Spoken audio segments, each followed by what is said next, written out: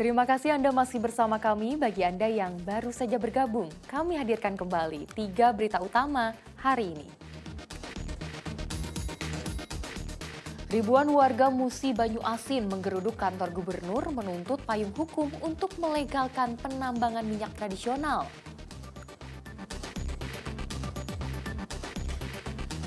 Setelah 3 kali dioperasi di Rumah Sakit Umum di Palembang, seorang bocah berusia 7 tahun kondisinya makin memburuk.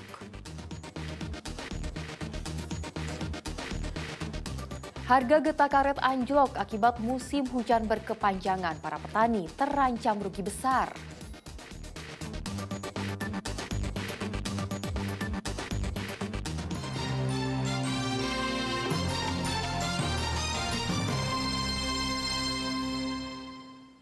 Ada saja cara sebagian orang untuk mengeruk keuntungan tanpa peduli kewajiban pada negara. Misalnya dengan mengedarkan rokok ilegal yang tidak dilengkapi pita cukai. Perdagangan rokok ilegal itu dibongkar polisi di Kelurahan Tanjung Sari, Banyu Asin.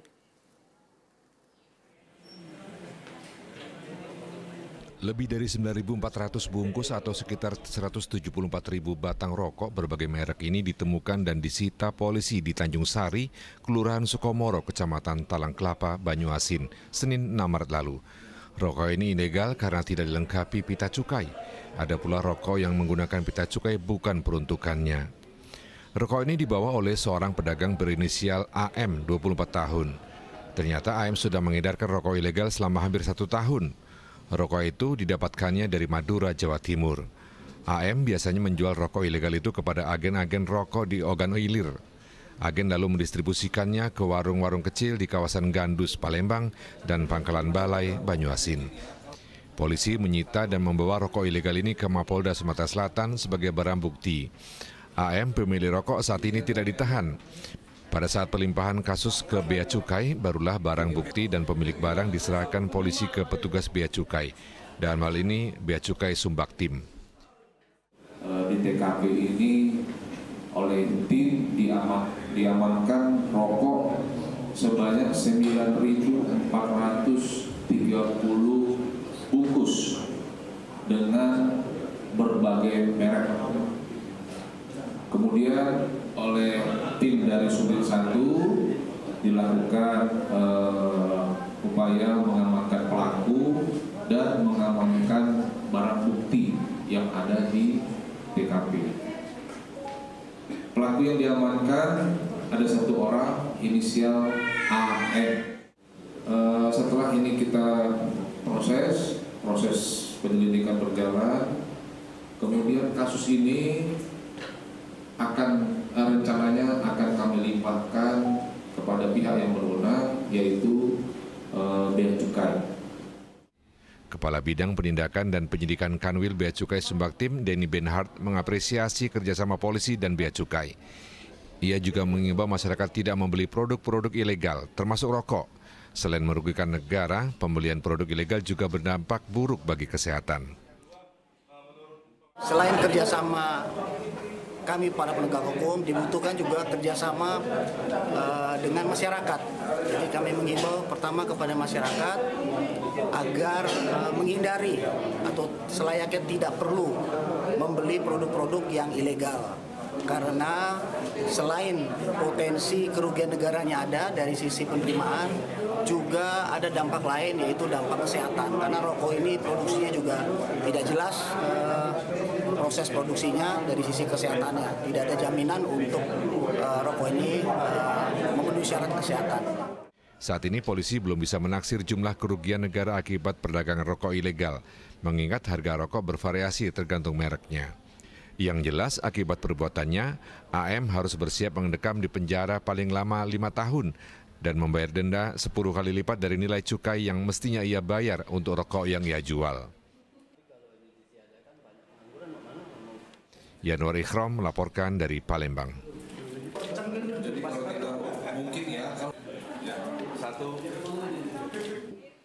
Harga beras premium di sejumlah pasar di Palembang turun, sementara harga beras medium masih stabil di kisaran Rp10.000 per kilogram.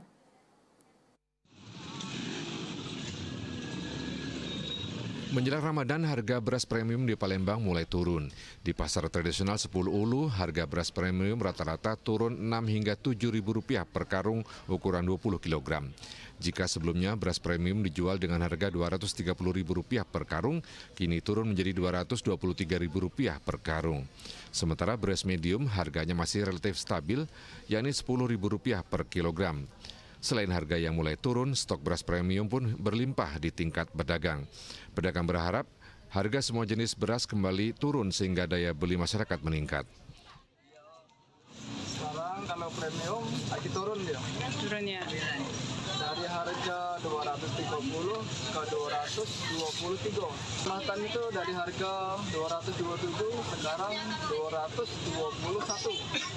Kalau medium stabil dia, tidak turun dia. Tidak stabil ya. Harganya mantap. Harapannya Kak gimana Kak? Harapannya kalau beras ini kalau bisa kan ini menjelang lebaran kalau bisa agak turun lagi. Harapan kami. Lagi ada turunnya sedikit. Emang dari harga berapa Bu penurunannya? Bu? Dari harga cak koci dari 220 jadi 224. Pendapat kita alhamdulillah kita jualan bisa agak tumbuh dikit, jualannya bisa agak murah dikit, bisa dikit. Jadi kalau pajak ke depannya turun terus deh harga sembako. Jadi biar sama-sama lancar kita jualannya. Tidak hanya harga beras premium, harga minyak goreng di pasar pun kini turun. Harga minyak curah yang sebelumnya Rp17.000 kini Rp15.000 per kilogram.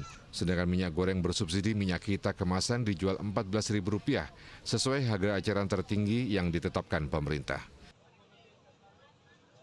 Dedi Irwansyah melaporkan dari Palembang. Musim hujan yang masih melanda wilayah Sumatera Selatan menyebabkan produksi getah karet petani menurun. Salah satunya di Kabupaten Pali. Penurunan produksi getah karet kali ini mencapai 50%. Kondisi ini dikeluhkan petani karena penghasilan mereka turun drastis. Hujan dengan intensitas tinggi masih melanda sebagian wilayah di Sumatera Selatan, tak terkecuali Kabupaten Pali. Kondisi ini tentunya berdampak terhadap berkurangnya produksi getah karet di kebun-kebun petani. Jika sebelumnya petani mampu menghasilkan 100 kg getah karet per bulan, kini angka itu turun hingga 50 kg per bulan.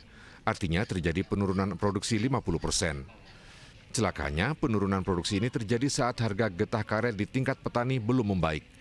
Meski sempat menyentuh angka Rp11.000 per kilogram pada akhir tahun 2022 lalu, kini harga getah karet kembali anjlok ke harga Rp7.800 per kilogram.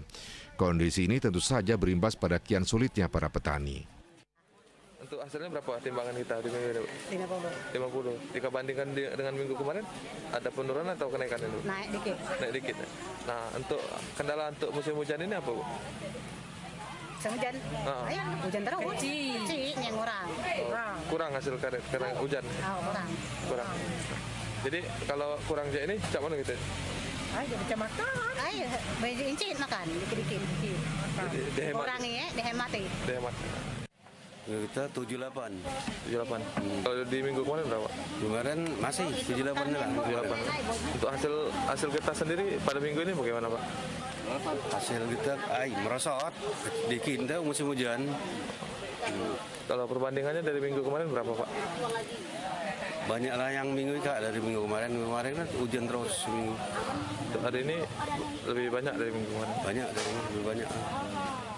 Petani berharap cuaca di Pali kembali normal sehingga panen getah karet mereka meningkat. Bila cuaca seperti saat ini berlangsung lebih lama dan harga getah karet tak kunjung membaik, maka untuk memenuhi kebutuhan dasar sehari-hari pun mereka akan kesulitan. Belum lagi merawat kebun karet yang membutuhkan banyak dana. Dedi Irwansyah melaporkan dari Pali. Laporan tersebut mengakhiri berita Palembang hari ini. Saya Tia Anissa, berterima kasih atas perhatian dan kebersamaan Anda. Selamat beraktivitas dan sampai jumpa.